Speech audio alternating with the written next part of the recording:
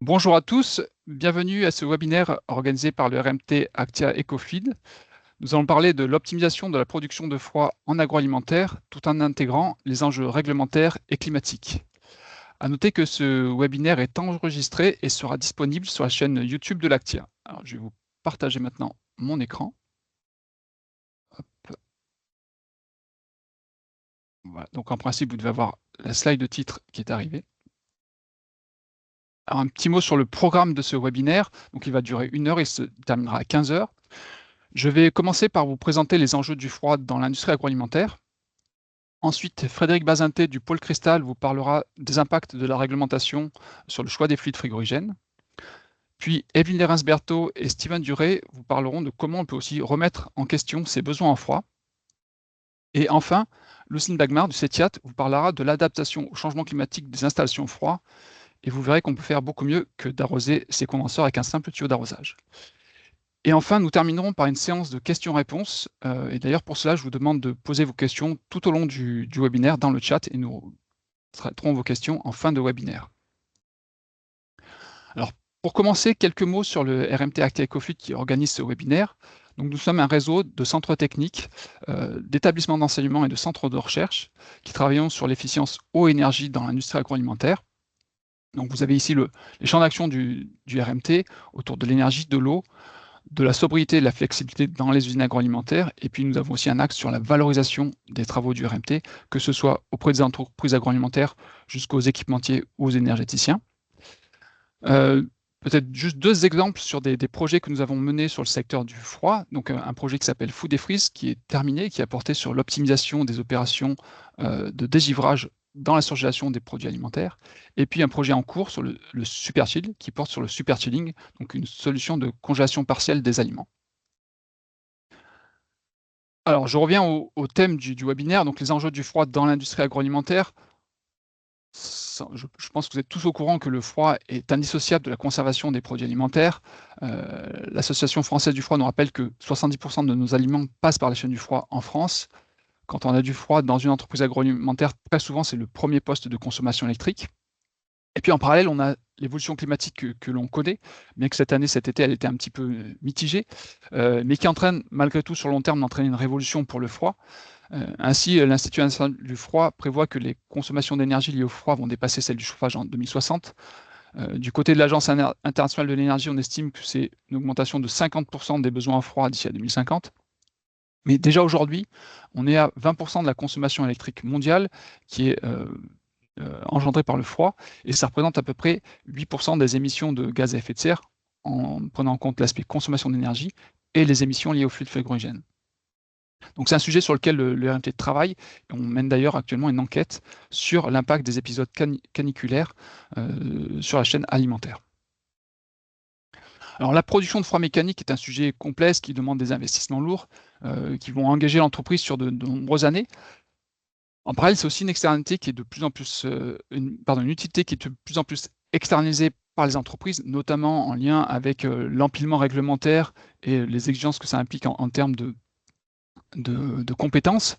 Et donc, on a ces compétences qui sont transférées vers un prestataire externe et une perte de compétences dans les entreprises. Et cela, notamment, a facilité les dérives qu'on a connues ces dernières années autour des certificats d'économie d'énergie. Vous avez sans doute tous entendu parler de ce dispositif qui permet de financer l'achat d'équipements qui va permettre de faire des économies d'énergie. Alors, ça a conduit à un rajeunissement certain du parc machine dans l'industrie agroalimentaire, puisque ça permet de financer dans beaucoup de cas intégralement des équipements, notamment la fameuse fiche, donc je crois 117 si je ne dis pas de bêtises, qui permet de faire la récupération de chaleur sur les groupes froids. Mais d'un autre côté, il y a eu des dérives, des abus avec des équipements qui se sont retrouvés surdimensionnés. D'ailleurs, ça a été épinglé, donc ce dispositif des C2E a été épinglé encore récemment par un rapport de la Cour des comptes qui a mis en avant le fait que les économies d'énergie étaient surestimées d'au moins 30%. Et en plus, c'est un dispositif qui, même si on a l'impression qu'il est financé par les fournisseurs d'énergie, au final, ce coût est répercuté sur les consommateurs d'énergie finale, donc que ce soit particuliers ou entreprises. Et dans le cas de l'industrie agroalimentaire en particulier, les économies n'étaient pas toujours au rendez-vous. Pour une première raison, c'est, le fait que les équipements étaient parfois surdimensionnés parce que de toute façon, c'était, pris en charge par C2E, donc les entreprises n'étaient pas trop regardantes. Et puis si on rentre un peu plus dans la technique, aussi lié au fait qu'on avait des installations en détente directe, qui ont basculé sur de l'indirect avec un réseau double dont la régulation est, on va dire, un peu plus délicate et qui amène à une légère surconsommation d'énergie. Sans parler du fait que les frigoristes, lors du renouvellement des machines, n'étaient pas toujours très transparents sur le choix des fluides, ont plutôt tendance à imposer certains des fluides quand ils font des propositions à une entreprise. Donc c'est aussi l'objet de ce RMT. C'est pour ça que je vais laisser la parole maintenant à Frédéric Bazintet du pôle Cristal qui va vous parler du choix des fluides frigorigènes. Je te donne la main, Frédéric, et je te laisse partager ton écran si ça fonctionne.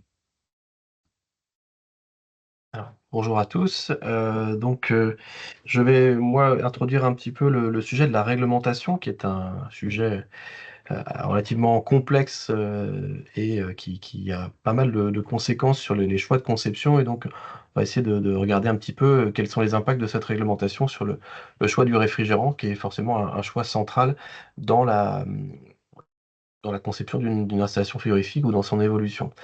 Alors c'est vrai qu'on a un contexte réglementaire, alors en 15 minutes, je vais sûrement pas pouvoir être exhaustif, hein, donc je renverrai aux questions un certain nombre de sujets, mais on va essayer de balayer l'essentiel. Il y a beaucoup de contextes réglementaires et normatifs autour de la question des réfrigérants. Il y a la F-gaz, je vais détailler ça, il y a les équipements sous pression. En France, on a les installations classées pour la protection de l'environnement. On a le code de l'environnement aussi qui donne un certain nombre de guides. Il y a la réglementation REACH, on va en parler, qui est sur l'ensemble des produits chimiques, mais qui a des impacts sur le réfrigérant. Et puis il y a des règles de conception, dont notamment celles qui sont fixées dans la norme EN 378, qui est donc la norme générique de conception des installations de froid. Alors, j'ai repris sur ce schéma que je ne vais pas détailler avec vous. J'ai repris des éléments qui ont été présentés par nos collègues de l'AFCE, qui vous donnent une idée finalement de tout ce corpus réglementaire qu'il y a autour des réfrigérants. Il y a eu cette génération de fluides qui faisaient des trous dans les couches d'ozone, hein, les fameux fréons, en tout cas les CFC et les HCFC, qui sont depuis interdits. On a vu leurs remplaçants, les HFC, puis les mélanges avec des HFC ou des HFO qui sont apparus, on va dire, à l'orée des années 2000 et qui ont été de plus en plus utilisés, mais qui sont de plus en plus remis en cause, voire interdits ou limités dans leur usage. C'est l'objet de la F-gaz. On voit Rich qui arrive donc sur la question des polluants perpétuels.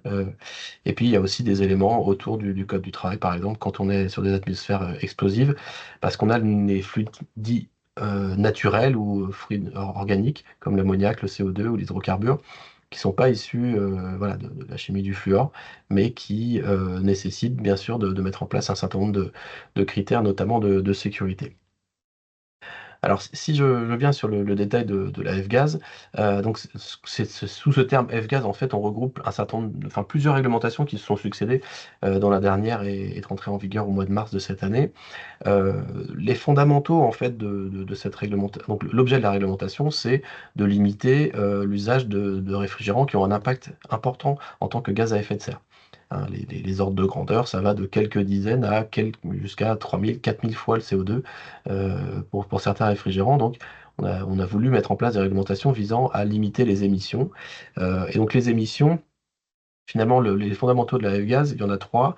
Il y a tout ce qui va être lié au fait d'éviter les fuites. Donc, on va confiner, on va faire des contrôles d'étanchéité, on va faire de la traçabilité sur les mouvements de fluide, on va étiqueter correctement les installations, on va former les opérateurs en tant qu'entreprise, mais aussi en tant qu'opérateur individuellement. Et puis, on va lutter contre les trafics illégaux. Donc, ça, c'est tout ce qui est fuite. On va aussi, donc, au cœur de la F-gaz, il y a la logique de phase down ou phase out. Donc, finalement, réduction progressive de la mise sur le marché du produit. L'objectif étant de réduire la source, finalement, d'une certaine manière, les émissions, en limitant la mise sur le marché des produits. Et il y a un troisième volet dans la réglementation qui sont plutôt des interdictions sectorielles, c'est-à-dire que là, en fonction du type de machine, on va définir des calendriers avec des pouvoirs de réchauffement globaux maximum autorisés. Donc le pouvoir de réchauffement global, c'est en fait l'impact sur le gaz à effet de serre qu'a une molécule en référence au CO2. Donc le CO2 a un PRG par convention de 1, et puis après les autres réfrigérants vont être évalués comme ça. Donc ces interdictions sectorielles, c'est souvent ça qui est mis en avance, en avant en termes d'impact, mais il faut bien voir que c'est plutôt le point central qui est l'impact numéro un, et donc cette logique de phase down ou de phase out. Alors ce schéma vous permet d'illustrer ça. Donc vous avez la courbe en bleu, c'est la précédente version de la réglementation qui mettait en place des calendriers de réduction progressive de la mise sur le marché des produits, exprimés en tonnes équivalent CO2. Et puis vous voyez la courbe orange, bah, c'est la nouvelle courbe, c'est celle maintenant qui est en vigueur, de réduction progressive de la mise sur le marché. On voit qu'en 2050, on arrive à zéro, et que déjà arrivé à 2030, bah, on est quand même à une réduction très très très forte des quotas, puisque si on se met à la référence qui avait été fixée en 2015, on est à 95% de réduction, alors que la précédente réglementation parlait plutôt de 80%. Donc on voit que les objectifs sont très forts, ils ont été fortement renforcés dans la nouvelle réglementation qui a été donc votée et mise en application au mois de mars. Et même s'il y a une clause de révision, elle est en 2040, donc les effets ils vont être assez rapidement sensibles sur le marché. Et là où on peut se poser des questions, en tout cas on peut faire naître un risque, c'est que vous voyez que là sur la courbe, j'ai toujours donc la réduction entre les quotas d'avant, les nouveaux quotas qui ont été fixés, et puis la courbe en gris, bah, c'est l'estimation des besoins. Alors ça, c'est l'estimation qui a été produite au niveau européen par des organismes qui font du lobby à Bruxelles. Bon, le détail des méthodes de calcul n'est pas forcément connu et c'est peut-être pas ça le plus important. Ce qu'il faut voir, c'est que les ordres de grandeur sont à mon avis relativement justes et que du coup, ben, dès l'année prochaine, finalement, on peut se poser la question d'une disponibilité suffisante de réfrigérants pour notamment l'entretien et la maintenance. Parce que la question des produits neufs est moins complexe, hein. Quand on regarde le tonnage global à l'échelle de l'Europe ou d'un pays comme la France qui est mis sur le marché, le gros, c'est pour bien sûr les opérations de maintenance et d'entretien des machines et pas pour la mise sur le marché de nouveaux produits. Et ce qu'il faut voir, qui est extrêmement important de considérer sur ce graphique-là, par exemple, c'est que le quota global est exprimé en tonnes équivalent CO2. C'est-à-dire que c'est pas exprimé en kilos, mais bien en tonnes équivalent CO2. Donc, les gens qui vendent des fluides, ils vont avoir intérêt à vendre pour garder des tonnages équivalents à vendre des produits avec des faibles PRG. Donc les produits à fort PRG, qui sont plutôt ceux du parc existant ou des machines relativement anciennes, vont être de plus en plus difficiles à trouver, ou en tout cas à des prix peut-être prohibitifs. Ou alors, il faudra utiliser des produits recyclés, mais je vais y revenir. En termes d'interdiction sectorielle de mise sur le marché, je n'ai pas tout détaillé, je pourrais y revenir si besoin, mais il faut voir que voilà, tout ce qui est dès 2025, donc c'est vraiment très très rapidement, tout ce qui est équipement autonome, c'est-à-dire d'un seul bloc, hein, pour faire simple, on va être sur un objectif de PRP inférieur à 150. Et puis pour les équipements plus classiques, donc en deux éléments, hein, comme des chambres froides, des centrales frigorifiques multipostes, etc., l'objectif de moins de 150 arrive là aussi rapidement puisque c'est 2030. Donc on va quand même avoir des contraintes assez fortes qui vont rapidement arriver là on parle bien des équipements neufs. Par contre, pour la maintenance, là aussi, la contrainte est forte puisque dès 2025, il ne sera plus possible d'utiliser des fluides neufs pour recharger des installations qui utilisent des fluides avec des PRG supérieurs à 2500. Donc, par exemple, le R404A qui a été très, très, très utilisé pendant longtemps, on va dire jusqu'aux années 2020, eh ben, c'est plus possible d'utiliser ce fluide-là. On ne pourra plus en acheter du neuf. Donc, il va falloir utiliser du fluide recyclé ou régénéré. Alors, il y a une différence de sémantique, hein, entre les deux notions. Les fluides recyclés, c'est quelque chose qui reste à l'intérieur d'un parc machine d'un industriel où on va juste faire une filtration, enfin voilà, une remise en état limité. Et puis régénérer, c'est vraiment un fluide qui est parti dans tout un processus de remise à l'état initial en passant par des traitements plus importants. Donc il sera possible d'acheter des fluides régénérés pour autant que le dispositif de recyclage fonctionne bien. C'est-à-dire qu'il faut et que les quantités récupérées sur les sites qui sont démantelés passent dans tout ce processus de régénération. Et donc ça, c'est un enjeu aussi, c'est d'avoir un système finalement d'économie circulaire qui se mette en place de manière efficace. Donc tout ça, c'était la question de la F-gaz. Il y a une autre question qui se pose sur tous ces fluides frigorigènes fluorés, donc hein, toutes ces molécules-là, parce qu'un certain nombre d'entre eux sont considérés comme ce qu'on appelle des biphases. Alors, je ne vais pas rentrer dans les dénominations chimiques, mais voilà, les biphases où on parle souvent de polluants perpétuels, c'est un débat qui commence à arriver on va dire dans le débat public. Ça concerne un très très large nombre de molécules et d'applications. Mais il y a des menaces sur l'usage des PFAS. Il y a une initiative spécifiquement de 5 pays européens pour proposer l'interdiction pure et simple des PFAS. Donc même plus des logiques de restriction progressive, mais vraiment une interdiction pure et simple. Tout ça est en train d'être étudié à Bruxelles. Il n'y aura sans doute pas de décision avant 2026, mais il faut considérer que les fluides frigorigènes font partie de la famille, en tout cas pour la majorité des fluides synthétiques fluorés, font partie de la famille des molécules qui sont regardées de près et qui pourraient être menacées en cas d'interdiction des PFAS. Alors, quand on réfléchit du coup à toutes ces contraintes sur les fluides dits naturels, enfin, pardon, sur les fluides fluorés, et donc ce qui reste, c'est les fluides naturels ou des fluides fluorés avec des faibles pRG, il y a beaucoup la question de l'inflammabilité. Et donc ça va devenir un enjeu clé qui était déjà pris en charge quand on utilisait des fluides comme l'ammoniac par exemple, mais avec l'arrivée de fluides comme le propane ou d'autres fluides avec des inflammabilités plus ou moins élevées, même comme les HFO, eh ben, il va falloir définir en fait quelles sont les mesures qui vont être mises en place pour gérer la question de l'inflammabilité, ce qui notamment elle peut être traité avec l'exemple là que j'ai mis sur la planche, notamment par la question de la charge maximum autorisée. Dans une salle des machines, finalement, il y a des formules qui sont donc proposées pour déterminer la quantité de fluide maximum qu'on va pouvoir mettre dans une machine en fonction du volume de la pièce, en fonction du fait que ce soit un accès limité ou pas, qu'il y ait un système de ventilation ou pas. Donc voilà, il y a un certain nombre de paramètres comme ça. Ce qu'il faut retenir de tout ça, c'est que la conception d'une salle des machines et les moyens qui vont être mis en œuvre pour la détection et le suivi d'exploitation et la mise en sécurité, il va falloir les questionner beaucoup plus fort que par le passé quand on utilisait des réfrigérants qui n'étaient pas inflammables, pas toxiques. Là, les nouveaux réfrigérants, pour la plupart, pour avoir des fluides avec des bas pRG, on va être obligé d'aller chercher des fluides qui peuvent être modérément ou plus ou moins inflammables ou toxiques, comme c'est le cas de l'ammoniac. Autre aspect réglementaire à considérer, c'est la directive équipement sous pression. A priori, toute machine frigorifique en froid mécanique va être un équipement sous pression, hein, puisque voilà, dès qu'on dépasse un demi-bar de pression relative, on est sous ce régime-là. Il faut bien voir que les exigences ne sont pas les mêmes suivant qu'on utilise des fluides considérés comme non dangereux, donc majoritairement A1 selon la classification qu'on utilise pour les réfrigérants, et les fluides dits dangereux, donc inflammables et ou toxiques.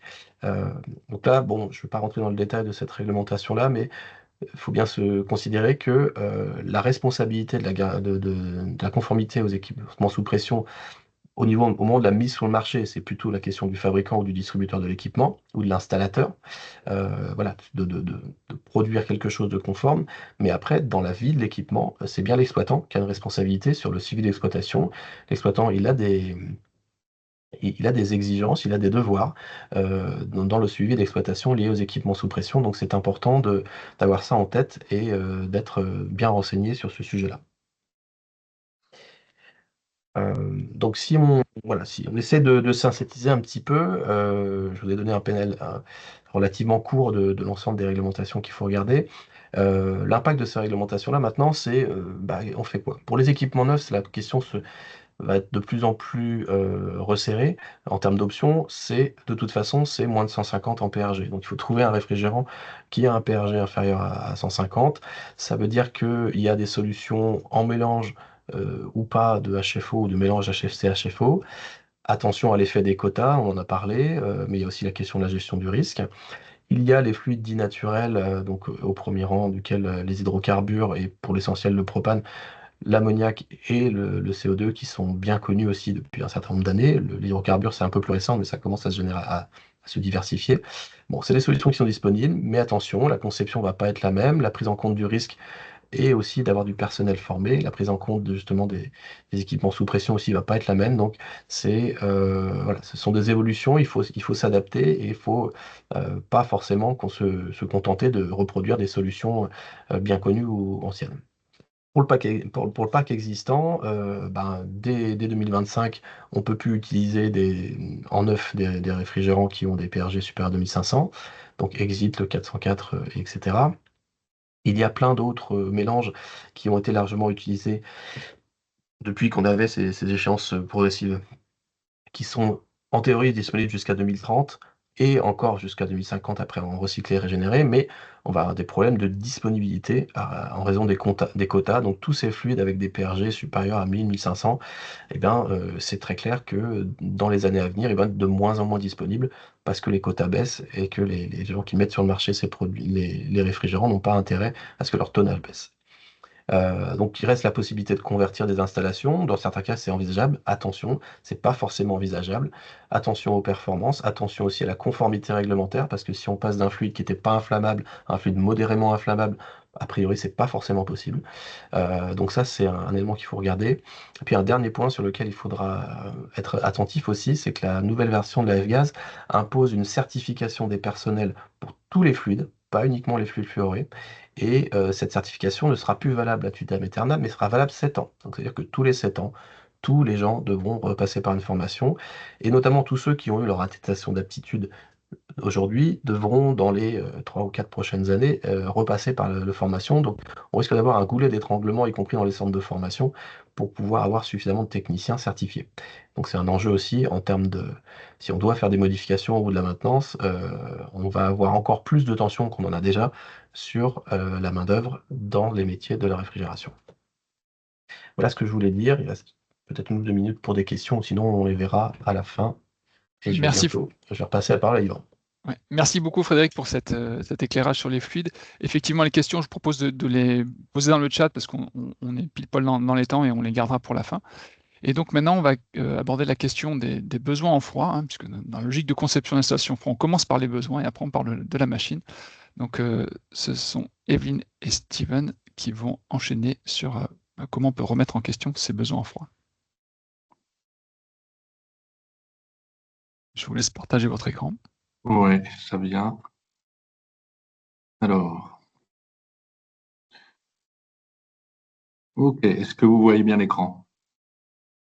Oui, par contre, c'est pas en Ouais. mode Je vais mettre en mode présentation et voilà. Impeccable, parfait.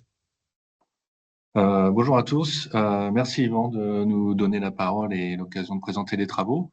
Donc, je vais présenter avec ma collègue Evelyne Derens des travaux qu'on réalise dans notre unité à l'INRAE, qui est l'unité Freeze. Donc, c'est une unité qui travaille beaucoup sur des procédés frigorifiques, sur deux aspects principaux, hein, sur la production de froid, donc l'aspect machine, avec des aspects sur la consommation énergétique, l'efficacité, le développement de nouvelles technologies. Et un autre aspect qui s'intéresse à l'utilisation du froid, c'est comment on refroidit les produits avec le lien avec l'aérolique dans les équipements, et les transferts thermiques et l'impact sur les qualités microbiologiques, sanitaires ou organoleptiques des aliments. Et donc, aujourd'hui, on essaie de lier l'ensemble de ces travaux, puisque tout est un petit peu lié, et de plus en plus, puisque on parle de durabilité dans les usines, mais également de la chaîne du froid dans son ensemble.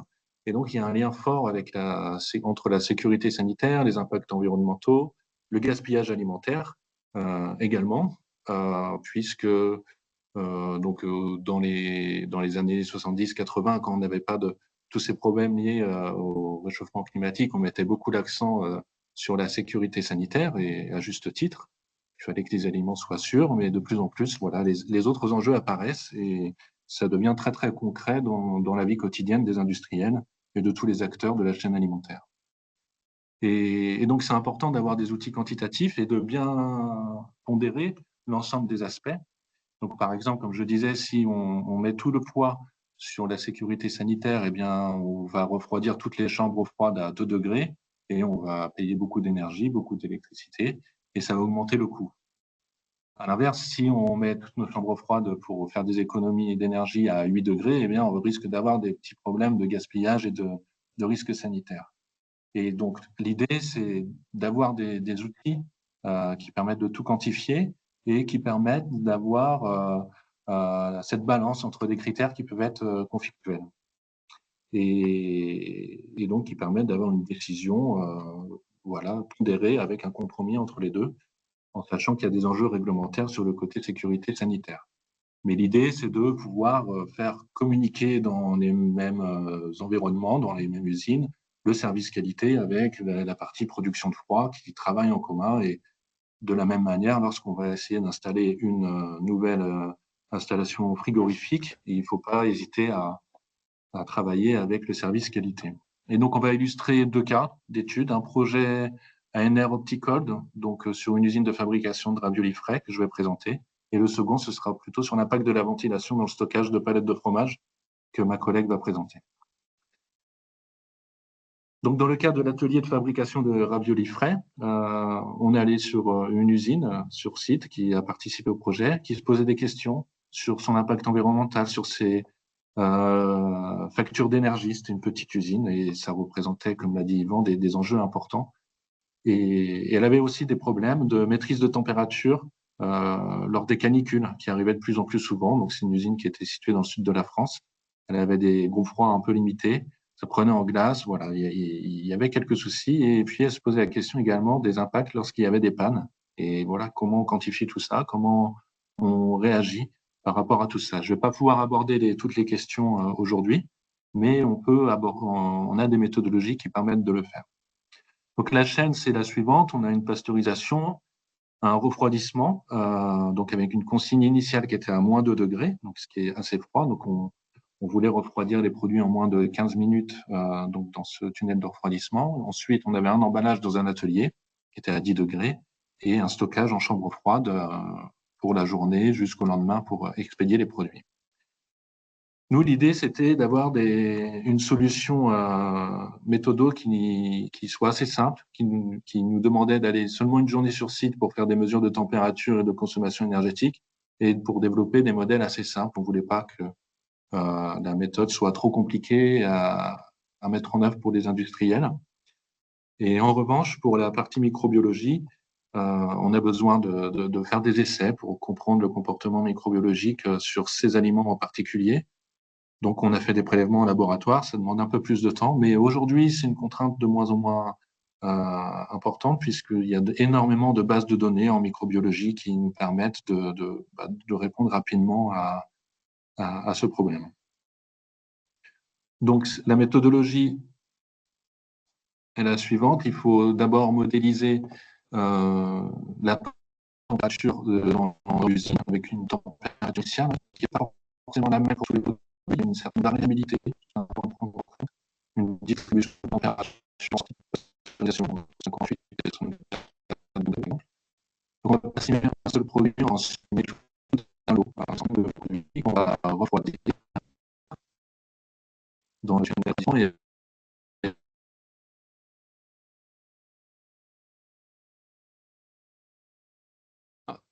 Steven, c'est un petit peu haché. Et après, Steven, le son est un petit peu haché. Petit sourd, parce qu'il y a 4 degrés dans la chambre froide, donc c'était un peu compliqué. Oui. Peut-être que si tu peux couper la caméra, parce qu'on avait quelques soucis de qualité de son là, juste. Alors, je coupe la caméra et là, ça semble être bien revenu. Enfin, je retourne là. Alors, qu'est-ce que j'ai fait?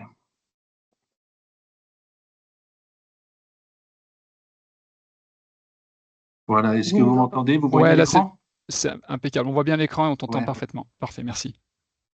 Ah, ok. Ouais. Et donc, une fois l'usine modélisée, il faut aussi modéliser toute la chaîne du froid. Ça, c'est pour l'aspect qualité des produits. Et donc, en utilisant, nous, on a beaucoup de connaissances du terrain. Je ne vais pas les détailler ici, mais on peut modéliser la chaîne de distribution et le consommateur. Ensuite, l'idée, c'est de lier le module thermique à des modèles de consommation énergétique. Alors là, c'est très classique, mais il faut quand même faire le lien.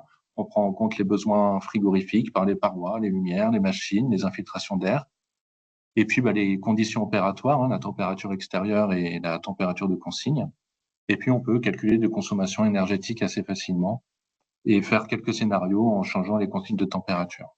On a aussi le lien avec la qualité des aliments, avec 2 critères, une flore totale qui est microbienne et un pathogène qui est Bacillus cereus, qui provoquent quelques maladies intestinales. Et donc là, les critères microbiologiques sont assez bien définis dans les différents guides d'hygiène et par la réglementation. Donc, comme résultat, ce qu'on a, c'est qu'on compare à une référence. Hein. Donc, on avait un refroidissement en tunnel à moins 2 degrés, une chambre froide à 4. Et donc, on a fait des scénarios sur, on change la température du refroidissement à 2 degrés au lieu de moins 2, à 8 degrés dans le troisième scénario. Et dans le quatrième scénario, on augmente la température à 6 degrés pour la chambre froide. Donc, ce qu'on voit, c'est que pour le troisième scénario, en augmentant le refroidissement à 8 degrés, eh bien, on peut faire jusqu'à 10% d'économie d'énergie. Et donc, bien sûr, il faut regarder l'impact sur les qualités microbiologiques. Hein. Donc, là, dans l'absolu, on voit des différences, mais si on regarde bien les échelles, on passe juste à la fin au moment de la consommation de 0,39% des produits qui dépassent le critère microbiologique à 0,42, ce qui est vraiment ce qui est un résultat numérique plus que concret pour le service qualité. Donc, l'impact sur la qualité microbienne dans ces cas-là était vraiment très, très faible et donc non perceptible en termes de risque à la sortie. Et donc, tout ça seulement en changeant les consignes de température, alors des critères de réglementation à respecter, mais on les faisait. Et voilà, donc il faut bien travailler entre les différents services. De plus en plus, maintenant, on intègre dans d'autres travaux d'autres aspects comme les coûts logistiques, les coûts d'investissement, la perception des consommateurs également, et on va vers de nouvelles approches de plus en plus larges pour intégrer de plus en plus de choses. Voilà. Voilà, pour aller plus loin, il y a des papiers, je vous laisserai y jeter un œil et je vais passer la main à ma collègue Evelyne Derrin. Donc, voici un deuxième cas d'étude qui permet de montrer l'impact de la ventilation sur le refroidissement de palettes de produits, particulièrement ceux qui dégagent encore de la chaleur lors du circuit logistique. C'est le cas des fromages, mais aussi des fruits et légumes dans une moindre mesure. Il est important de maîtriser la température dans toutes les parties logistiques, notamment la partie de stockage. Mais pour cela, il faut tenir compte des hétérogénéités qui existent. Du coup, dans un lieu de stockage, on va prendre en compte l'hétérogénéité de la température et de la vitesse d'air dans un entrepôt, par exemple. Qui va avoir un impact sur l'hétérogénéité des palettes situées dans différents endroits, à différents endroits de cet entrepôt. Donc là, on va devoir prendre en compte la convection externe entre les palettes et l'air ambiant. Et d'autre part, on va avoir une autre hétérogénéité qui rentre en ligne de compte, c'est celle des palettes elles-mêmes, au sein des palettes elles-mêmes. En fonction des conditionnements, du type de palettisation. Et du coup, là, on aura la convection mixte ou la convection naturelle à prendre en compte et l'impact de l'ajourage et du conditionnement. Et donc, l'objectif, en fin de compte, c'est d'améliorer, l'objectif, c'est de pouvoir maintenir la température adéquate des produits, bien sûr, mais du coup, pour avoir ce résultat, l'objectif est d'améliorer la conception des emballages, des modes de palettisation. Souvent, un mode de palettisation est lié à un type d'emballage. Et d'essayer d'intégrer la prise en compte de l'aérolique dans les pratiques logistiques.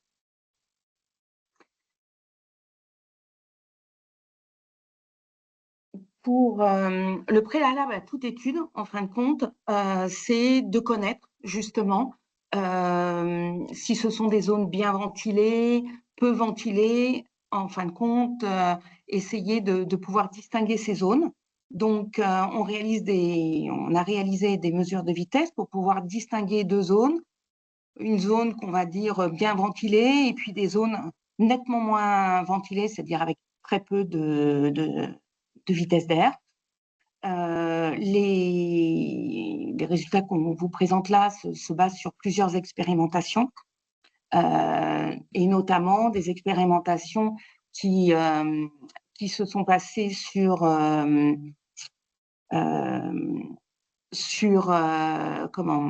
seul niveau, de plateforme ou un seul niveau et d'autres expérimentations sur 4 niveaux, entre 3 et 5 niveaux de stockage dans des paliers notamment.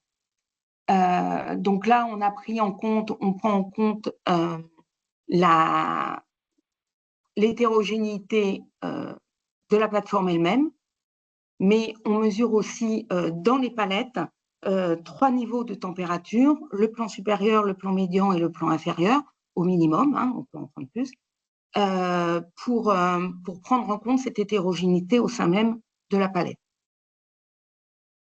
Ici, vous avez un exemple d'évolution de température. Donc, vous avez dans un premier lieu une palette bien ventilée et une palette peu ventilée. La palette bien ventilée, on voit nettement, alors là, ici, la comparaison se fait sur le plan supérieur.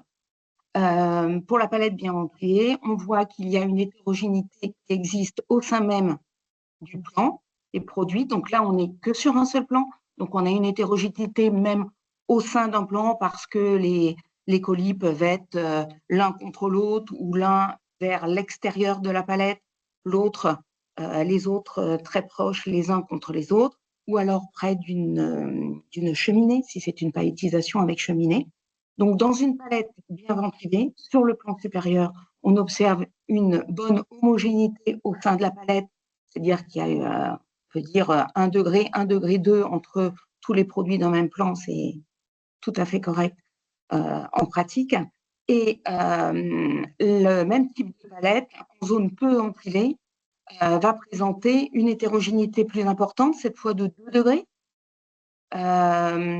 Donc, on voit déjà que effectivement, dans une zone peu ventilée et bien ventilée, on a une hétérogénéité plus importante qui peut se situer, là je le montre sur un plan, mais il en est de même au sein même de la palette entre les plans inférieurs et médians, le plan médian étant souvent celui qui a des températures les plus élevées. Et là, pour synthétiser, vous avez sur ce graphe une zone, la comparaison de 3 palettes dans une zone bien ventilée et dans une zone peu ventilée.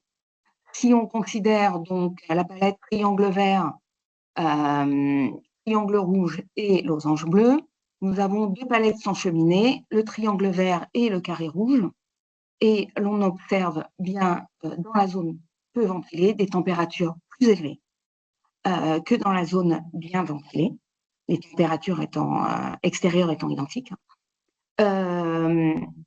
Et ça, c'est une première comparaison. Vous avez la palettisation. Ce qui est important de voir, c'est 2 palettisations sans cheminée ne se comportent pas de la même manière, forcément. Donc là, il y a l'impact du conditionnement et de la manière dont on a agencé les cartons sur la palettisation. Et sinon, entre rouge et bleu, vous avez la même palette, mais l'une composée avec une cheminée et l'autre sans cheminée. Et on observe que la bleue est toujours un petit peu moindre en température par rapport à la rouge. Et là aussi, on a une différence lorsqu'on est dans une zone peu ventilée. Par exemple, on le voit très bien sur la rouge, on a une hétérogénéité plus importante au sein de la palette de température que dans un cadre de ventilation plus efficace et mieux ventilé. En quelques mots, la diminution de la ventilation entraîne donc une augmentation au niveau de température en général et surtout une augmentation de l'hétérogénéité. Il y a toujours de toute manière une hétérogénéité au sein des palettes, mais elle peut être plus ou moins importante en fonction du conditionnement secondaire des cartons et de leur agencement sur une palette. A priori, la présence du cheminée facilite le refroidissement et l'homogénéité. On vous remercie pour votre attention. On va repasser la parole à Yvan. Ouais, merci beaucoup Evelyne et Steven. Et puis on va tout de suite enchaîner avec la présentation de Lucine qui va prendre la main. Donc sur l'adaptation des installations froid au changement climatique. Oui, merci.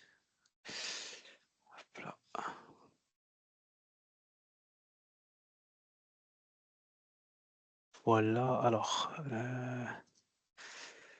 c'est pas le bon écran, je crois. En effet, Ouais, envoyer le mode présentateur. ouais, alors, je vais changer comme ça.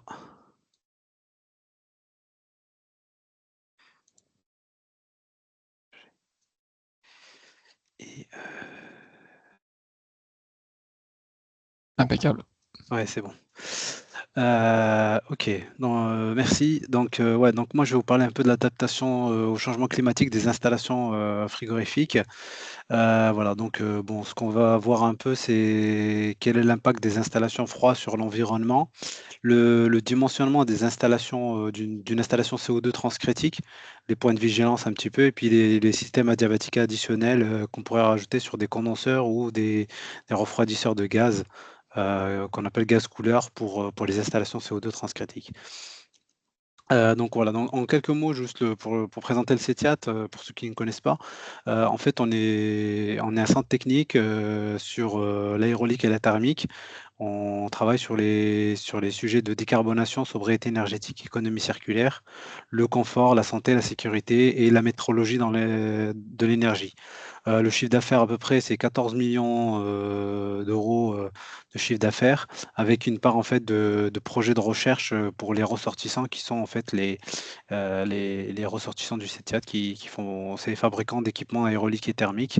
Et puis on a des clients multisecteurs privés, voilà, qui représentent en fait 65% du chiffre d'affaires. Donc en fait, le CETIAT en quelques chiffres, c'est à peu près 150 personnes. On a 10 000 mètres carrés de laboratoire où on fait des essais d'étalonnage et d'essais d'équipement. Et puis, voilà, on a 50 plateformes d'essais, 3 références nationales en métrologie et puis 18 reconnaissances en certification et accréditation. Voilà. Donc maintenant, on va aller dans le vif du sujet. Donc l'impact des installations frigorifiques sur l'environnement. Donc quels sont par exemple les impacts d'un groupe froid comme celui qui est représenté ici? Bien, il va avoir plusieurs impacts sur l'environnement. La première, c'est à l'issue de sa fabrication, donc les matériaux utilisés, le procédé de fabrication, la qualité de production, les certifications des performances, la qualité des produits choisis, etc. Ensuite, on a le transport, en fait, d'où il vient. Est-ce qu'il vient est-ce qu'il a été acheté en France? Est-ce qu'il a été acheté enfin, localement? Est-ce qu'il a été produit localement ou pas? Donc tout ça, ces distances-là, le type de transport, la manutention, tous ces éléments-là peuvent avoir un impact en fait sur l'environnement indirectement qu'on ne prend pas forcément en compte toujours. Alors, il y a effectivement aussi l'installation, le lieu d'installation. Sur site, est-ce qu'on l'installe à l'intérieur, à l'extérieur, sur un sol, en toiture? Voilà, ça peut avoir, des impacts en fait, voilà, de bruit, voilà, tout autre type, d'impact. Et il y a bien évidemment la localisation géographique. Est-ce qu'on est plutôt en montagne, en bord de mer, et cetera? Et ça va être aussi impacté lié aussi à la consommation, énergétique du système. Ensuite, on a la consommation d'énergie. Donc, dans un premier temps, la source d'énergie, bon, là, majoritairement, c'est de l'électricité, mais ça peut être des groupes froids qui fonctionnent au gaz, au solaire ou de la chaleur fatale. Voilà. Et puis, on a le dimensionnement de l'équipement est important, on le verra tout à l'heure, au niveau de la consommation d'énergie. Et puis, il y a aussi la régulation de la machine. Quel type de régulation? Voilà, ça impacte quand même énormément la consommation d'énergie. Et puis, on a en dernier lieu la maintenance, qui est le remplacement des équipements défaillants, le remplacement périodique d'équipements en périodique. Et puis on a tout ce qui est fuite de fluide frigorigène qui va directement impacter l'environnement. Et donc ces fuites de fluide frigorigène vont avoir un impact plus ou moins important selon comment on va, selon le type de fluide utilisé et selon aussi comment est-ce qu'on le prend en compte. Et pour ça, en fait, comment on va quantifier donc l'impact lié au fluide frigorigène. Alors ici, on a un tableau en fait, où je redécris un petit peu les éléments. Il y a des éléments qui ont déjà été décrits par Frédéric avant. Donc on a le GWP où on parle de PRG ou parfois de PRP. Donc ça, c'est l'impact directement sur l'effet de serre. On a l'ODP, mais aujourd'hui, tous les fluides aujourd'hui sont plus concernés par ça. C'est l'impact sur la couche d'ozone. Et on a ce qu'on appelle le TOI qui va prendre en compte directement en fait, l'impact CO2 direct et indirect de la machine frigorifique. C'est-à-dire qu'on va prendre en compte les émissions de fluides frigorigènes et la consommation énergétique. Et donc, selon le pays où on se trouve, eh bien, les émissions indirectes peuvent être plus ou moins importantes selon la consommation.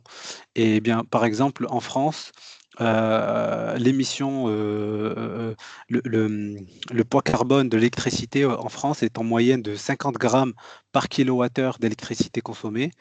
La moyenne mondiale est à 450, par exemple. Et un autre exemple, c'est en Allemagne, on est plutôt à 400 grammes par kilowattheure. Voilà, donc principalement donc le 50 grammes par kilowattheure, c'est principalement lié à l'utilisation du nucléaire, donc production d'énergie électrique par nucléaire et autres énergies renouvelables bas carbone. Voilà. Donc après, si on veut faire vraiment une analyse, si on va aller regarder plus profondément comment impacte l'installation frigorifique sur l'environnement, il faudrait aussi faire par exemple une analyse de cycle de vie. Donc là, je vous présente juste un tableau dans lequel on a répertorié en fait où on a en fait le taux de fuite annuel selon le type d'industrie, mais surtout selon le type de système et qu'on voit. Alors ce qu'on peut remarquer là dans un premier temps, c'est qu'en fonction du type de système, donc direct ou indirect, c'est-à-dire est-ce qu'on utilise de la détente directe, c'est-à-dire c'est directement le fluide frigorigène qui va alimenter les évaporateurs, ou est-ce qu'on passe par un système chiller indirect où on a une boucle d'eau glacée intermédiaire. Et donc là, en fait, en fonction du type de système, on n'a pas du tout les mêmes quantités de fluide dans nos installations. Et donc le taux de fuite également n'est pas le même, et donc la quantité de fluide émis va être plus importante avec un système à détente directe qu'avec un système à détente indirecte. Alors quand on a un système à détente indirecte, on va effectivement avoir moins de fluide frigorigène dans notre installation. On va potentiellement consommer plus d'énergie par rapport à un système à détente directe. Voilà, donc et puis un autre paramètre à ne pas oublier, c'est le taux de fuite en fin de vie. Voilà, quand on va démonter l'installation, qu'on va faire le remplacement de l'installation, parfois le fluide est émis complètement à l'atmosphère, alors par accident ou parfois volontairement. Voilà. Donc voilà, maintenant je vais passer sur le dimensionnement d'une installation CO2 transcritique. Et donc voilà. Donc, mais dans un premier temps, je vais présenter un peu comment définir le besoin d'une installation d'une chambre froide, par exemple. Donc en fait, on va prendre en compte plusieurs apports. On a les apports internes, tout ce qui est ventilateur, les produits, les machines, les personnes, les dégivrages, etc. On va avoir les apports extérieurs, donc ça c'est les apports par les parois, etc. Et les apports d'ouverture de porte, les apports par renouvellement d'air. Et en fait, tout ça, c'est des hypothèses qu'on prend au départ. Donc ces hypothèses-là peuvent impacter fortement en fait notre calcul de charge, et parfois on a tendance à plus les surévaluer pour se dire je prends plus comme ça je suis tranquille. Mais voilà. Par exemple, apport par les parois, quelle température extérieure je prends? Est-ce que je prends 35, 40, 45?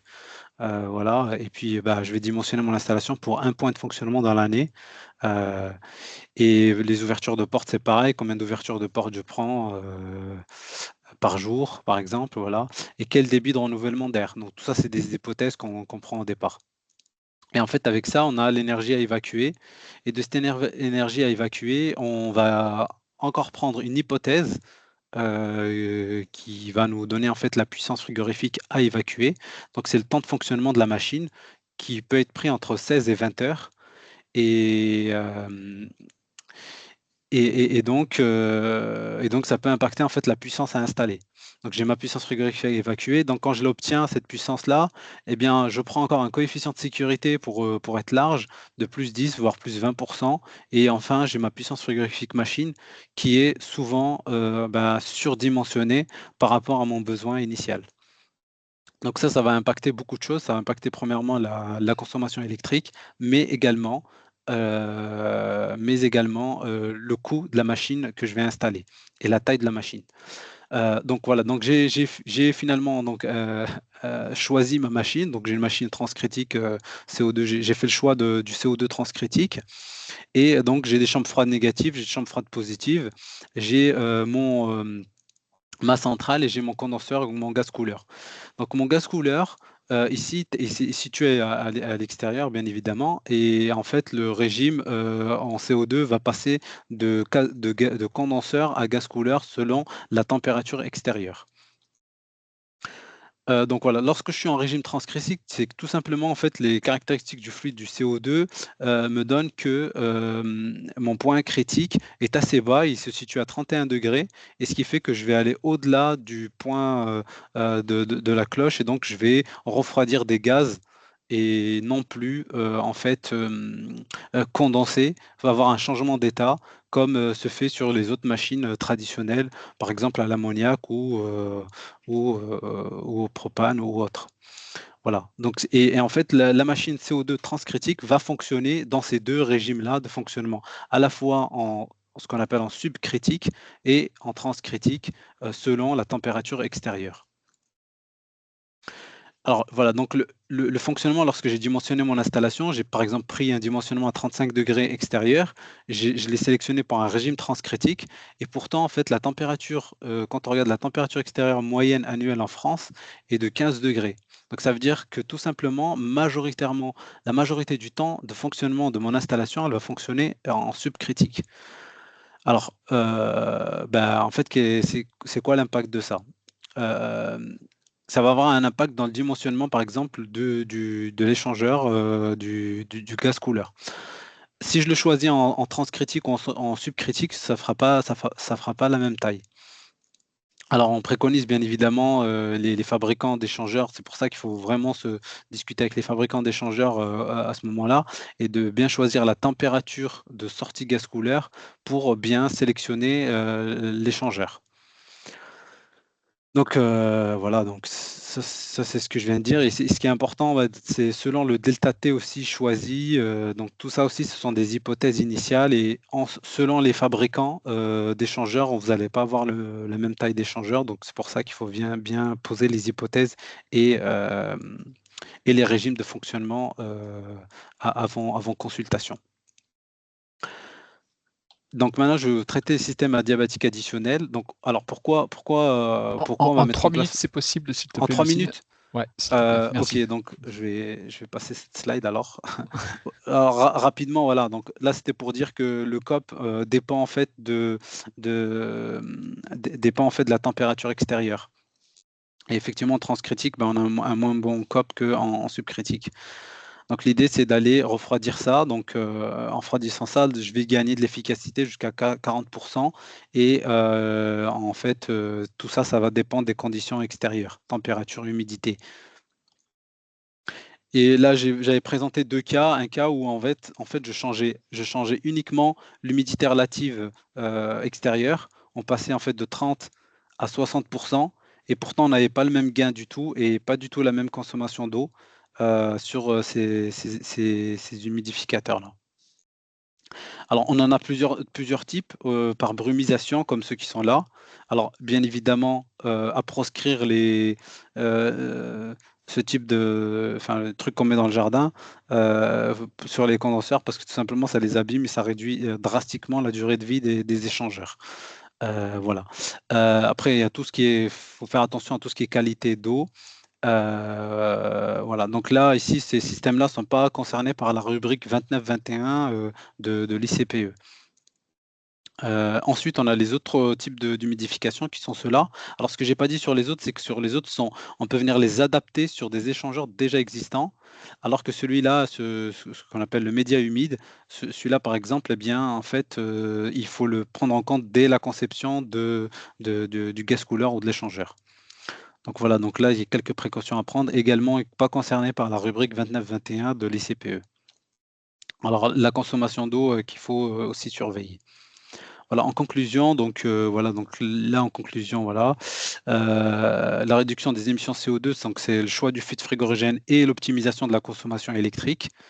Et puis, bah, en fait, pour le choix des échangeurs, faut consulter et bien poser les hypothèses et ne pas surestimer le besoin dès le départ, sinon on va se retrouver avec une machine surdimensionnée qui va consommer plus que ce qu'on aurait souhaité. Donc voilà. Et puis le système adiabatique doit être adapté au type d'échangeur et surtout aux conditions extérieures. Si vous êtes dans une région humide, chaud et humide, l'humidification adiabatique ne sera pas forcément adaptée. Voilà. Et après, bah, juste pour terminer, donc le CETIAT, nous, on peut vous accompagner sur la définition du besoin jusqu'à la détermination de la solution technique en passant par des mesures de performance de vos équipements. Voilà, je te remercie. Merci beaucoup, Lucine, pour ta présentation. On va passer maintenant aux questions-réponses. Alors, je vais afficher à l'écran. Donc, une première question qui concerne l'intervention de Evelyne et Steven sur est-ce que les modèles énergétiques qui ont été développés, donc les modèles énergétiques et microbiologiques, ont pu être vérifiés dans le cadre de ces travaux? Alors, vérifier pour la microbiologie, oui, parce qu'on les a revalidés avec des données indépendantes. Donc, ça, c'est décrit dans nos travaux. On n'est pas allé retourner sur le terrain, refaire des mesures de consommation énergétique. On a fait une restitution des travaux à l'industriel. Il a pris en compte la modification du tunnel de refroidissement parce que ça lui posait beaucoup de problèmes de le mettre à -2. Et après, peu de temps après, l'usine a changé de site, a déménagé. Et là, je sais pas, on n'est pas retourné là-bas pour voir comment ça s'est passé. Ok, merci. Vous pouvez garder le micro ouvert parce qu'il y a une question qui vous concerne. Plutôt Evelyne, du coup, sur les cheminées et cette question de la palettisation, parce que c'est vrai que c'était assez visible sur les graphiques qui ont été présentés, donc il y avait un vrai impact de cette cheminée. Donc, qu'en est-il précisément? Est-ce qu'il y a une taille minimum, etc.? Alors, en fin de compte, la cheminée dépend beaucoup du conditionnement, enfin des cartons utilisés pour la palettisation. C'est souvent du 40-60, mais ça peut être du 20-30. Et dans le cas de petits conditionnements, donc de 20-30, on a déjà vu des palettes ça fait à peu près les cheminées font à peu près la taille d'un carton. C'est-à-dire qu'on a on peut avoir deux petites cheminées dans le cas des petits cartons. Et dans le cas des cartons de 40-60, ça dépend vraiment de l'ajourage des cartons et de la manière dont l'industriel fait sa palettisation. Ça dépend aussi beaucoup de l'équilibre de la palette, parce que c'est ça qui conditionne les palettisations. Mais on peut dire que c'est vrai que souvent, c'était la taille d'un carton à peu près. D'accord. Voilà. Merci. Les variables. Il y avait une question sur les technologies de production de froid qui seraient développées par Leviathan Dynamics. Alors, je ne sais pas si éventuellement, Lucine, tu connais ce fournisseur ou pas. Je n'ai pas plus d'infos. Non, je connais pas, mais du coup, ça m'intéresse, je vais regarder. Alors moi, Non, je peux peut-être dire un mot, si vous voulez. Ouais, Frédéric, Vas-y, vas-y. Ouais, je les connais en fait. Alors, Leviathan Dynamics, c'est une société française qui, depuis plusieurs années maintenant, travaille sur le développement de chillers qui fonctionneraient avec l'eau comme réfrigérant. Hein, donc l'eau, c'est R718 pour les frigoristes. Donc c'est possible en théorie, en tout cas, de l'utiliser comme réfrigérant, avec des limites, parce que ben, l'eau en dessous de zéro, ça gèle. Hein. Donc, ou alors, il faut faire baisser très fort la pression. Donc, il y a beaucoup de complexité technologique. Si c'est une technologie de rupture, s'ils y arrivent, moi, je dispose pas de beaucoup de données qui me permettraient de savoir à quel point ils en sont, je dirais à quelle distance en tout cas de l'application industrielle. Je sais qu'ils font depuis plusieurs années des étapes de recherche et développement, et notamment de développement sur le compresseur, mais je ne sais pas à quel point ils sont vraiment à l'échelle industrielle ou plutôt à des essais de prototypes encore. Ok. Alors, encore deux dernières questions. Tu peux garder le micro, Frédéric. Sur un exemple très concret, une installation 410A aujourd'hui, est-ce que tu saurais nous dire comment est-ce qu'on peut la faire évoluer, quel rétrofit on peut faire sur ce type d'installation? Alors, il faudrait vraiment regarder beaucoup de choses pour pouvoir répondre correctement à cette question-là. Ce qui est sûr, c'est que le 410A, il est encore autorisé, y compris pour la maintenance, jusqu'à 2030, mais il fait partie de ces fluides qui ont des PRG relativement élevés, autour de 2000, et du coup, la disponibilité va être de plus en plus difficile à avoir. Donc, c'est clair que faire de la maintenance à du R410A 9, ça va devenir compliqué dans les années à venir, en tout cas après 2027, très probablement, puisqu'il y a des paliers, vous avez vu, qui ne sont pas réguliers. Euh, donc la possibilité de faire un rétrofit versus du neuf, il faudrait connaître l'âge de l'installation et est-ce qu'il y a déjà eu des problèmes de fonctionnement, est-ce que la performance se passe bien, etc. Mais c'est un enjeu, d'ailleurs c'est étudié au niveau national par plusieurs acteurs de la profession, c'est de dire attention parce que finalement, à vouloir faire des économies sur les émissions de gaz à effet de serre qui sont bien entendu légitimes, il ne faudrait pas qu'on crée toute une logique d'obsolescence programmée finalement sur un certain nombre de machines qui, si elles sont bien entretenues, ne fuient pas trop et donc du coup ne devraient pas émettre tant que ça de gaz à effet de serre. Donc c'est un peu une difficulté actuellement et dans les adaptations à venir sur la réglementation, cet aspect-là va, je l'espère, être pris en compte, parce que pour l'instant, c'est pas trop le cas. Merci, Frédéric, pour ta réponse. Et puis ça rejoint alors, le dernier point qu'on va aborder, puisqu'il est déjà 15h01. C'est quelle est la fréquence moyenne de remplacement des unités frigorifiques donc chez les transformateurs alimentaires. Alors, je pense que là, c'est un vaste sujet. Moi, je peux déjà témoigner qu'il y a quelques années, on voyait des groupes très anciens, facilement de 20 ans. L'effet d'aubaine des C2E, ce que je disais, a fortement rajeuni ces groupes. Ça, d'une part. Et d'autre part, comme tu viens de le dire, la réglementation, je ne sais pas si tu as des données chiffrées, Frédéric, mais aujourd'hui, c'est vrai qu'on voit des groupes beaucoup plus récents, parfois qui sont changés peut-être de manière un peu abusive aussi. Non, c'est vrai que le C2E je dirais, ont peut-être accéléré un certain nombre de volontés de changer plus rapidement peut-être que prévu ou d'anticiper des évolutions. Après, voilà, des salles des machines qui ont 30 ans en agroalimentaire, ça se voit, hein. Donc, c'est vrai qu'il y a encore des machines relativement anciennes. Les C2E ont facilité le remplacement. Bon, après, voilà, normalement, si c'est bien entretenu, un système frigorifique, ça doit durer 15 ou 20 ans quand même. Donc, vu les investissements que ça représente, je pense que là, derrière une grosse vague d'investissement, on sait que déjà depuis 2 années, ça freine sur les investissements dans le froid, hein, très clairement, notamment dans l'agroalimentaire. Donc là, il faut voir si la réglementation va justement remettre finalement en place un cycle de modernisation un petit peu accéléré ou pas. C'est une vraie interrogation, mais pour l'instant, quand on discute avec les frioristes, c'est pas une évidence.